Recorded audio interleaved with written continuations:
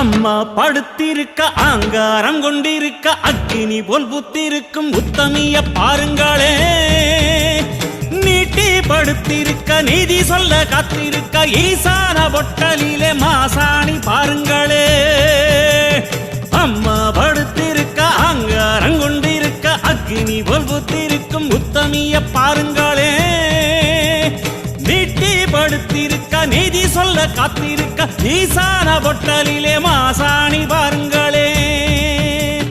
வம்பு வழக்கெல்லாம் துன்பம் கொடுக்கையில் மிளகா சாந்தரச்சி கேட்டாளே. நாம கலங்காம மாசாணி காத்தாளே.